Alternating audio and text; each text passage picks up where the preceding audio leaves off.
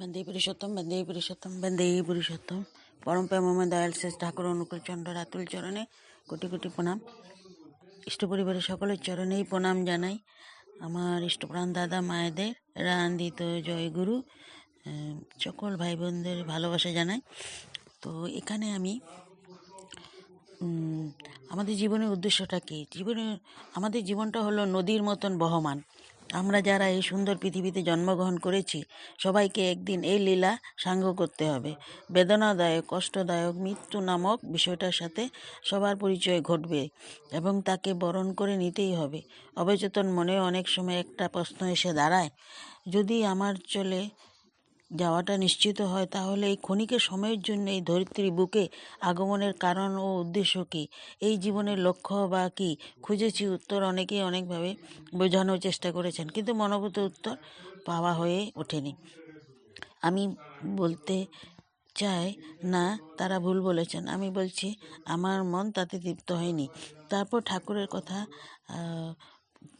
পড়লাম, এটা স্বস্তি সঞ্চালনায় লিখেছিলেন, সেটাই আমি আপনাদের পড়ে শোনাচ্ছি। শ্রী ঠাকুর অনুকূলচন্দ্র বলেছেন, বাঁচা বাড়ার জীবনের লক্ষ্য আদর্শ আত্মসমর্পণের উপরে তা নির্ভর করে। পূর্ণ আত্মসমর্পণ মানুষকে দেবত্ব অর্জনের দিকে নিয়ে যায়। তাই বলা যেতে পারে, দেবত্ব অর্জনই জীবনের লক্ষ্য বা ভগবানের 6টি গুণ অর্জনই জীবনের লক্ষ্য। আলোচনা প্রসঙ্গ 6ষ্ঠ খণ্ড 26/12/1945। অনেকে বলে থাকেন জীবনের লক্ষ্য মুক্তি। এই মুক্তির পিছনে ছুটছে অনেকে, কিন্তু গন্তব্য তাদের জানা নেই। শ্রী ঠাকুরকে যখন জীবনের লক্ষ্য কি মুক্তি এই বিষয়ে প্রশ্ন করা হয়েছিল, তিনি খুব সুন্দর উত্তর দিয়েছিলেন। তিনি বৈষ্ণব তত্ত্ব থেকে উদ্ধৃত দিয়ে বলেছিলেন, মুক্তির ইচ্ছা প্রাথমিকভাবে ভণ্ডামিপূর্ণ। জীবনের লক্ষ্য হলো তার লীলা উপভোগ করা। মুক্তি সেখানে খুবই নিচু স্তরের ভিত্তি। যদি স্মৃতিবাহী চেতনা বজায় থাকে এবং ইষ্টের প্রতি ভক্তি প্রাথমিক স্বার্থ বা আগ্রহ হয়, তাহলে 1,00,000 বার জন্মগ্রহণ করাও তেমন গুরুত্ব বহন করে না। কারণ জীবনের জটিলতা আমাদের উপর আধিপত্য বা রাজত্ব করতে পারে না, বরঞ্চ আমরা সবসময় জটিলতার ঊর্ধ্বে থাকি। আলোচনা প্রসঙ্গ 20 খণ্ড 2/1/1952। পৃথিবীর বিভিন্ন সমস্যায় জর্জরিত। সফলতা আমরা তখনই পাই যখন আমরা এসব সমস্যা থেকে আদর্শ ইষ্টকে লালন করতে সমর্থ হই। এত সব সমস্যাকে মোকাবিলা করে বেঁচে থাকাটাই জীবন। আলোচনা প্রসঙ্গ 17 খণ্ড 26/5/1948।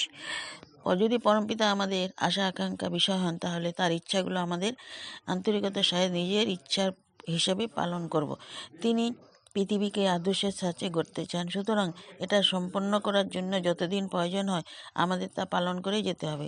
তার জন্য যে আকাঙ্ক্ষা, তাই জীবনে পরম আশীর্বাদ প্রাপ্তি। এই আকাঙ্ক্ষা শেষ নাই এবং প্রাপ্তিরও শেষ নাই। সর্বব্যাপী বিদ্যমান তিনি। তার জন্য অনন্ত তীব্র আকাঙ্ক্ষার যে প্রক্রিয়া, তাতে আমরা অনন্ত হয়ে যাব। আলোচনা প্রসঙ্গ 20 খণ্ড 11/10/1951। শ্রী ঠাকুর বললেন, মন সর্বদা আমাদের বাইরের দিকে আকৃষ্ট হয়ে নানাভাবে বিক্ষিপ্ত হয়ে পড়ে। ওই বিক্ষেপ থেকে মন সরিয়ে এনে ঈশ্বরে একাগ্র যত করা যায়, তত মনের শক্তি বাড়ে। আর ওই শক্তি সম্পূর্ণ পুষ্ট কেন্দ্রায়িত মন নিয়ে পরমপিতার সেবা আরও ভালো করে করা যায়। আরেক জায়গায় শ্রী ঠাকুর বলেছেন, ভগবানকে উপলব্ধি করা, সেবা করা, তাকে উপভোগ করা। আমরা ভগবানের সঙ্গে মিশে গিয়ে ভক্ত সত্তা লোভ করে ফেলতে চাই না, তাহলে তাকে উপলব্ধি করার আনন্দ থাকে না, সেবা করার আনন্দ থাকে না, উপভোগ করার আনন্দ থাকে না। আমরা চাই তিনি চিরসেব্য হয়ে থাকুন এবং আমরা তার চিরসেবক হয়ে থাকি। আমরা চিনি হতে চাই না, চিনি খেতে চাই। বৈষ্ণবরা ভক্ত ভগবানের নিত্য সম্পর্কে বিশ্বাসী। তিনি পুরাবেন না, আমরাও পুরাবো না। অনন্তকাল সত্তায় থেকে আমরা তার পানে ছুটব, তার সুখ সাধনে রত থাকব, আর এর ভিতর দিয়ে তাকে আমরা অফুরন্ত উপভোগ করব। আমার এই রকমটা ভালো লাগে মিস সীমার, কিন্তু তাকে উপভোগ করতে চাওয়া তো আসক্তি পরিচয়। প্রশ্ন করলেন শ্রী ঠাকুর সল্লাসে আনন্দ গর্জনে বলে উঠলেন, হোক তা আসক্তি, আমি চাই তার জন্য আমাদের প্রত্যেকের আসক্তি ও লোভ উত্তাল হয়ে উঠুক। এই কথা বলছি, তার মনে আছে রামকৃষ্ণদেব বলেছেন, হিংসে শাক ঝাঁকের মধ্যে নয়, ঈশ্বর কামনাও তেমনি কামনার মধ্যে নয়, বরং ঈশ্বর কামনাই আমাদের অন্য সব অবান্তর কামনার হয়রানি থেকে বাঁচায়। মিসিমার কিন্তু ব্যক্তিগত উপভোগের ইচ্ছাটা তো রইল। তখন শিক্ষক বললেন, যে ব্যক্তিগত ইচ্ছা এনভায়রনমেন্টে পরিবেশের সকলে উপকৃত হয়, সেই ইচ্ছায় কল্যাণ ছাড়া অকল্যাণ নেই। সেই ইচ্ছা ভগবানের অভিপ্রেত ও অনুমোদনপুত। অন্ধকারের মধ্যে একটি প্রদীপ যদি জ্বলতে চায় জ্বলে, তাতে সে শুধু নিজে আলোকিত হয় না, আশেপাশে অন্ধকার দূরীভূত হয়ে সে স্থান আলোকিত হয়ে ওঠে। তেমনি অজ্ঞ পরিবেশের মধ্যে একটি মানুষ যদি স্পিরিচুয়াল এনলাইটেন আধ্যাত্মিকভাবে আলোকপ্রাপ্ত হয়, তার মাধ্যমে তার পরিবেশও সে আলো সন্ধান পেতে পারে, অবশ্য যদি তারা চায়। আর ভগবানকে উপভোগ করা তখন সম্ভব হয় যখন আমরা আমাদের চরিত্রকে ভগবানের উপভোগ্য করে রূপান্তরিত করে তুলি। তাই এটা স্বার্থপরতা হলেও নিঃস্বার্থ স্বার্থপরতা। ভগবৎ সুখাতীত এর মূল কথা। মিস সিমার বললেন, নৈবতিক ঈশ্বরের ভজনায় আধ্যাত্মিক আলোকের স্ফুরণ হয় না? শ্রী ঠাকুর বললেন, তাতে আমাদের মন যে স্তরে উন্নতি হয়ে আছে বড়জোর সেই স্তরের আলোক পেতে পারি, কিন্তু তা ছাড়িয়ে যেতে পারি না। ভগবানকে অর্থাৎ ভগবত পুরুষকে প্রত্যক্ষভাবে ভক্ত যখন পায়, তখন কিন্তু তাকে কেন্দ্র করে তার অন্তর্নিহিত বাস্তব তত্ত্বমূর্তি সে বোধে উপলব্ধি করতে পারে, যেমন অর্জুন করেছিলেন শ্রীকৃষ্ণের মধ্যে।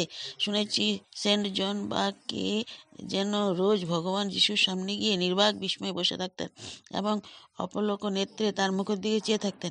একদিন নাকি তাকে প্রশ্ন করা হয়েছিল, তোমার মুখের একটা কথাও নেই, শুধু এক দৃষ্টিতে চেয়ে থাকো, তুমি বসে বসে দেখো কি? তাতে তিনি নাকি বলেছিলেন, আই সি লাভ, আমি ভালোবাসাকে দেখি। তিনি কথা বলেননি, আই সি খ্রিস্ট, আমি যীশু খ্রিস্টকে দেখি। আমার মনে হয় তিনি ব্যক্তি যীশুকে অবলম্বন করে তার অন্তর্নিহিত তৎমূর্তিকে প্রত্যক্ষ করেছিলেন, তাই ওই কথা বলেছিলেন। আলোচনা প্রসঙ্গ পৃষ্ঠা 109। জয়গুরু, সবারই সর্বমঙ্গল হোক। রাখছি এখানে।